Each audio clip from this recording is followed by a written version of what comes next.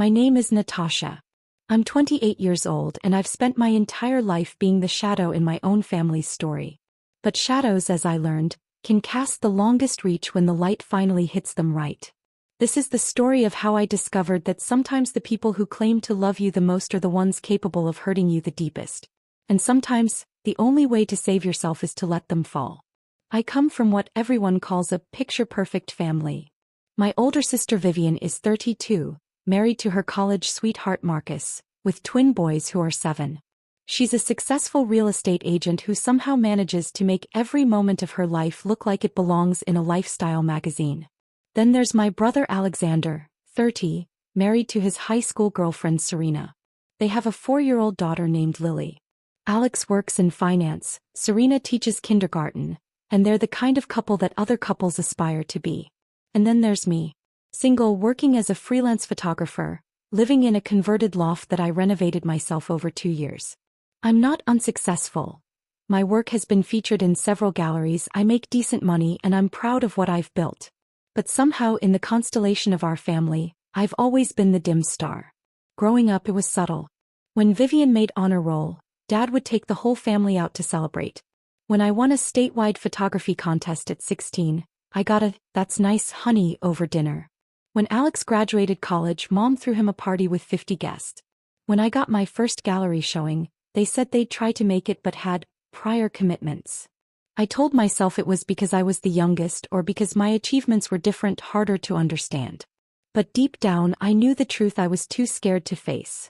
I was an afterthought in my own family. Last month, everything came to a head during our monthly family dinner at Mom and Dad's house. It's this tradition we've had for years. The first Sunday of every month, everyone gathers for Mom's famous pot roast and what she calls quality family time. I was sitting at the table listening to Vivian talk about the twins' soccer league and Alex share stories about Lily's preschool adventures. Mom and Dad were hanging on every word, asking follow-up questions, genuinely engaged.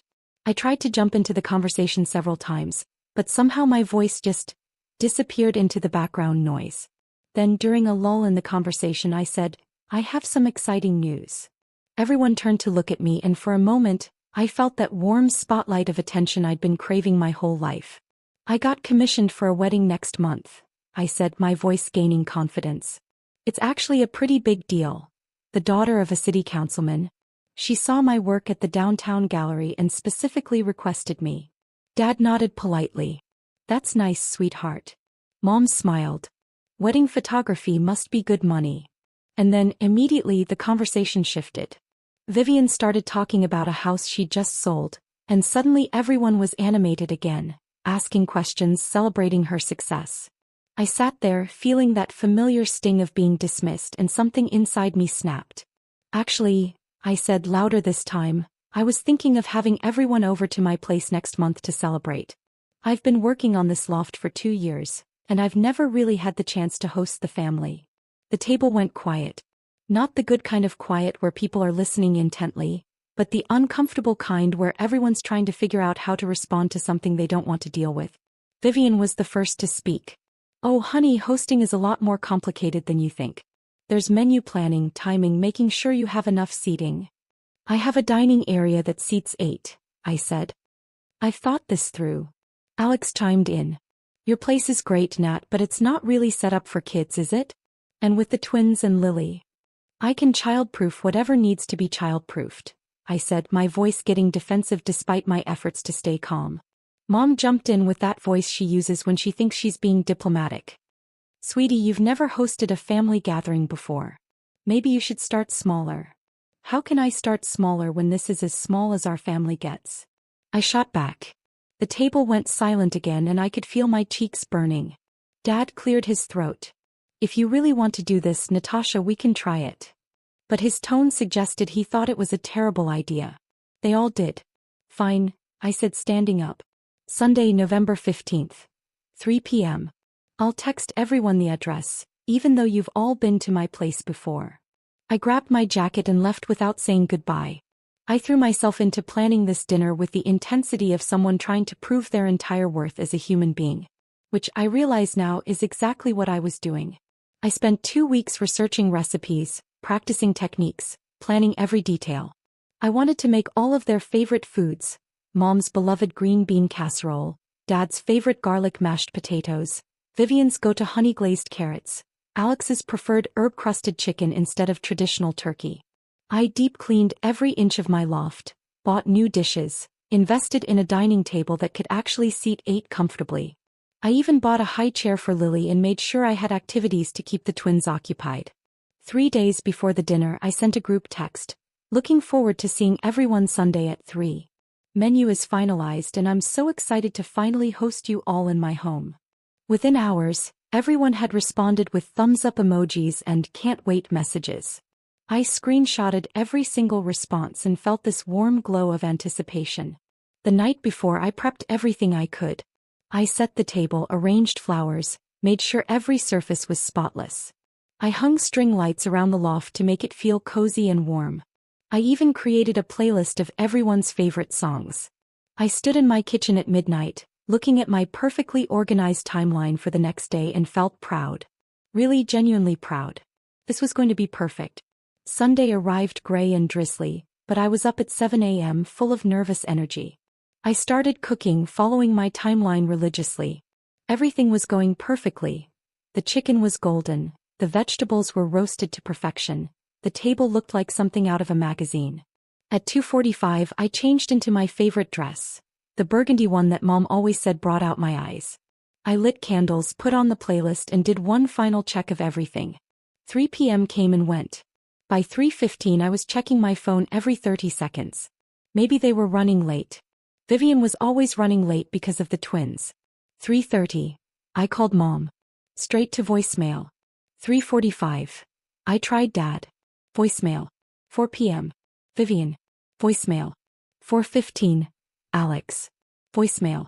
By 4:30 I was pacing around my loft, my carefully prepared food getting cold, my stomach twisted in knots. This wasn't like them. Even if they were running late, someone would have called or texted. At 5 p.m. my phone buzzed with a notification. Vivian had posted new photos on Instagram. My hands were shaking as I opened the app. There they were. All of them. Mom, Dad, Alex, Serena, Vivian, Marcus and all the kids, gathered around Mom and Dad's dining room table. The table was set with Mom's good china, covered with food, everyone smiling and laughing. The caption read, "Impromptu family dinner. Sometimes the best gatherings are the ones that happen spontaneously. So grateful for these amazing people who always know how to make any day special. #family first, #blessed, #Sunday dinner." I stared at that photo for a long time and something fundamental shifted inside me. This wasn't an accident. This wasn't a miscommunication. This was a choice. They had actively chosen to exclude me from the very gathering I was supposed to be hosting. I didn't call them. I didn't drive over to confront them. I didn't send angry texts demanding explanations. Instead, I sat down at my perfectly set table, served myself a plate of the food I'd spent days preparing, and ate dinner alone while looking at that Instagram post. And as I ate, I started thinking clearly for the first time in years. I thought about all the birthdays where my achievements were footnotes to other people's celebrations.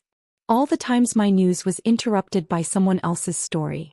All the family photos where I was positioned slightly outside the frame, as if even the camera knew I didn't quite belong. I thought about the pattern I'd been too desperate to see. I was always the one reaching out, always the one trying to make plans, always the one working hardest to maintain these relationships. When had any of them last called me just to check in? When had any of them ever asked about my work, my life, my feelings without immediately redirecting the conversation back to themselves? After dinner, I packed up all the leftover food and drove it to the homeless shelter downtown. The volunteers were so grateful, talking about how many people they'd be able to feed with a real home-cooked meal. At least someone would appreciate what I'd worked so hard to create. Monday morning, I called my biggest client and told them I needed to take a sabbatical. I'd been working nonstop for 3 years building my business and I had enough saved to take a real break. By Wednesday, I was on a plane to Iceland. I'd always wanted to see the Northern Lights, but every time I'd mentioned it to my family, someone had changed the subject or suggested I wait until I had someone to travel with. Well, I was done waiting for other people to validate my dreams. Iceland was exactly what I needed. Stark, beautiful, and completely removed from everything I was running from. I spent my days hiking through otherworldly landscapes and my nights photographing the aurora borealis. And I started posting the photos. Not just random vacation shots, but carefully curated images that told a story. Me standing alone against vast glaciers. Me silhouetted against the northern lights. Me looking peaceful and content in ways I'd never looked in family photos. But here's the thing. I used the exact same captions that Vivian had used for her family dinner posts. Impromptu adventure. Sometimes the best experiences happen when you follow your heart. So grateful for this amazing life and the courage to live it fully. #blessed, #living my best life, #solo adventure. The response from extended family and family friends was immediate and overwhelming. Cousins, aunts, uncles, family friends. They were all commenting about how incredible my photos were, how brave I was for traveling alone, how inspiring my adventure looked. But then my cousin Jamie commented, "Wait, didn't you have that family dinner you were planning? How did you end up in Iceland?" That's when other people started paying attention to the timeline. My Aunt Patricia chimed in, "Natasha, I'm confused. Vivian posted about a family dinner on Sunday, but you weren't in those photos. Now you're posting from Iceland. What happened?" More relatives started connecting the dots and asking questions. The family drama was spilling into public view, and I could practically feel the panic setting in back home.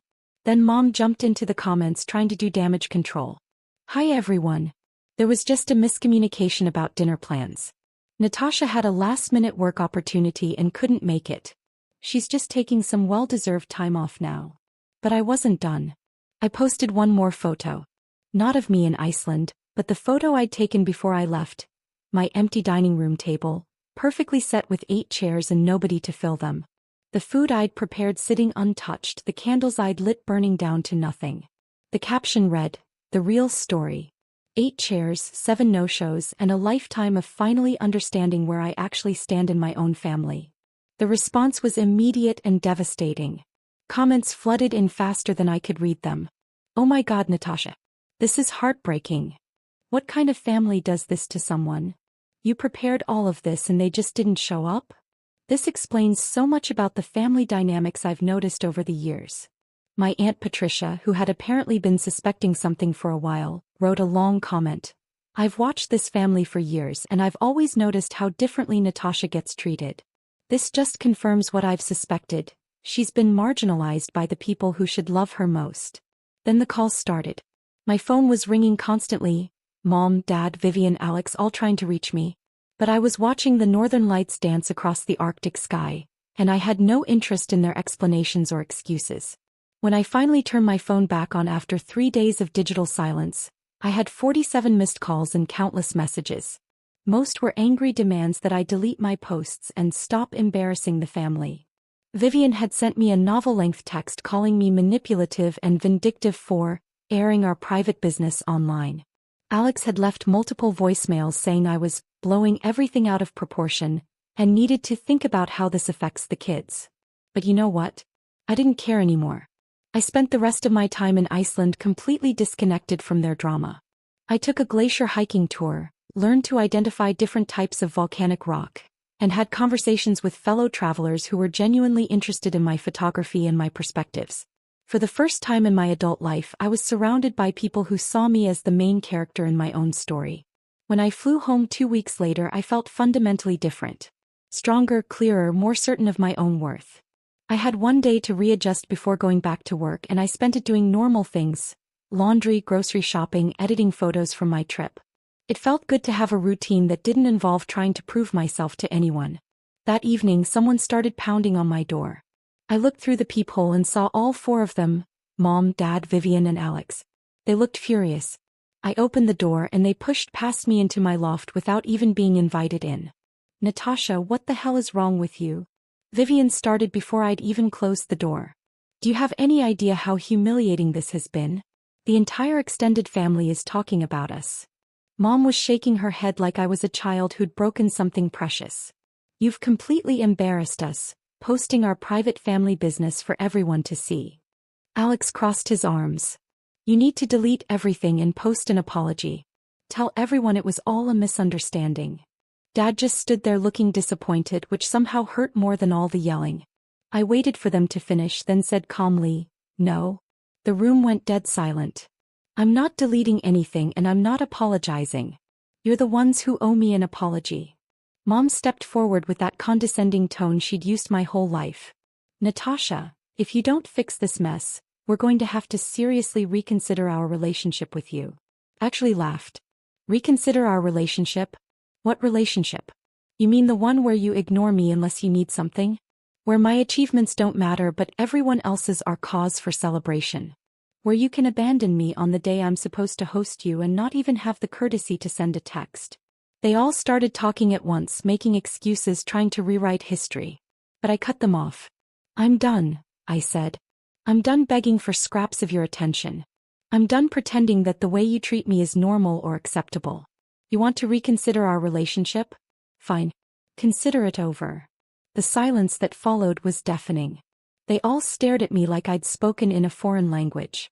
You don't mean that, Mom said, her voice shaky for the first time. I absolutely do. I want you to leave my home and I want you to leave me alone. Vivian tried one last manipulation. You're being childish. This is exactly why we can't take you seriously. Get out, I repeated. They stood there for another minute, probably expecting me to back down like I always had before. But I didn't. I walked to the door and held it open. Finally they left. Alex was the last one out and he turned around to say, "You're going to regret this, Nat." But as I closed the door behind them, I didn't feel regret. I felt relief.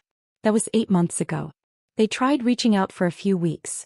Calls from different numbers, care packages I refused to accept, messages from flying monkeys trying to guilt me into forgiving and forgetting. But I was done forgetting. For the first time in my life, I was remembering who I was when I wasn't desperately trying to earn love from people who were never going to give it. I threw myself into my photography with renewed passion. Without the constant emotional drain of trying to maintain relationships with people who didn't value me, I had energy I'd forgotten I possessed. Last month, I had my first solo exhibition. 50 photographs from my travels, including several from Iceland that captured not just the landscape, but the journey of someone discovering their own strength. The opening night was packed with friends, colleagues, and people who genuinely appreciated my work. I looked around the gallery at all these faces that lit up when they saw me, and I realized something profound. I was surrounded by my real family. The family I'd chosen who had chosen me back. My biological family. They're still out there, probably still having their monthly dinners, still posting their perfect family photos. But now there's an empty chair at their table and everyone can see it. Sometimes the greatest revenge isn't what you do to people who hurt you. Sometimes it's simply refusing to let them do it anymore. Sometimes it's building a life so beautiful, so authentic, so genuinely fulfilling that their absence becomes irrelevant. I'm 28 years old and I'm finally the main character in my own story. And that story is just beginning.